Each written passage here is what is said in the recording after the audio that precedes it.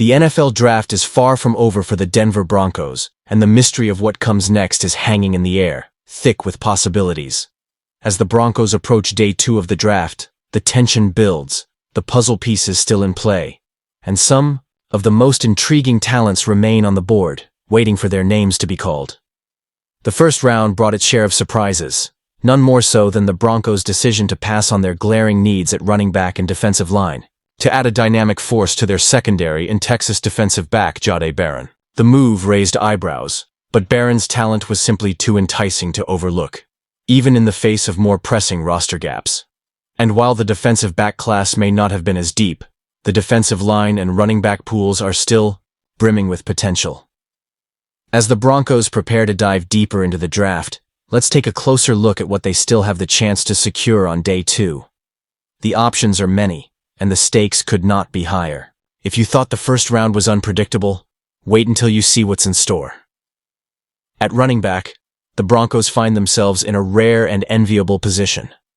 With talent still flooding the market in rounds 2 and 3, Denver could pick up an impact player without having to reach. The likes of Iowa's Caleb Johnson, Ohio State's Quinshon Judkins and Trevayon Henderson, and Kansas State's DJ Giddens are all still available, each one a different flavor of talent, but all with the ability to step into the NFL and make an immediate impact.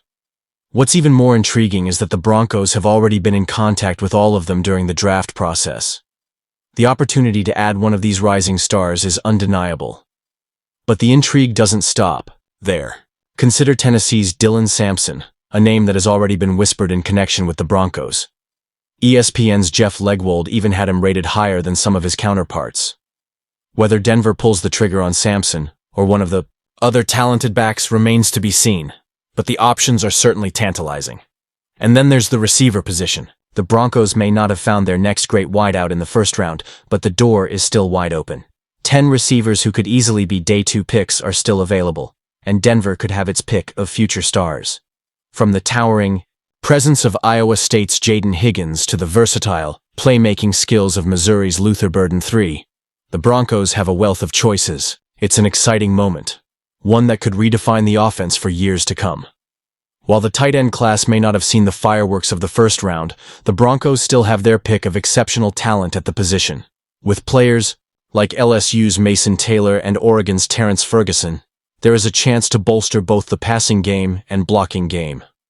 Miami's Elijah Arroyo is also a name to keep an eye on, depending on his medical evaluation. The offensive line remains a priority, though it seems likely that the Broncos will target the interior. Georgia's Tate Ratledge, LSU's Miles Frazier, and Arizona's Jonas Savainea all provide versatility and could be the anchors of the Broncos line for years to come. And then, of course, there's the defense, a unit that desperately needs reinforcements. While Denver may have passed on some of their prime options in the first round, day 2 presents new opportunities.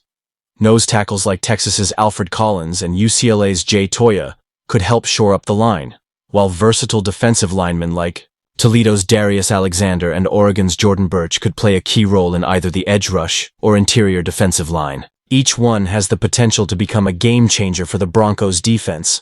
But don't think for a second that the Broncos' pursuit of talent ends here.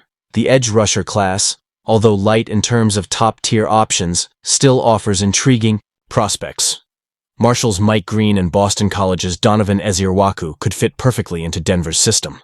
And while it might seem unlikely that Denver will target an edge rusher on day 2, stranger things have happened, especially when the Broncos find themselves in an unexpected position, as we saw in the first round with Jahdae Barron. There's no denying it. The Denver Broncos have plenty of opportunities ahead of them.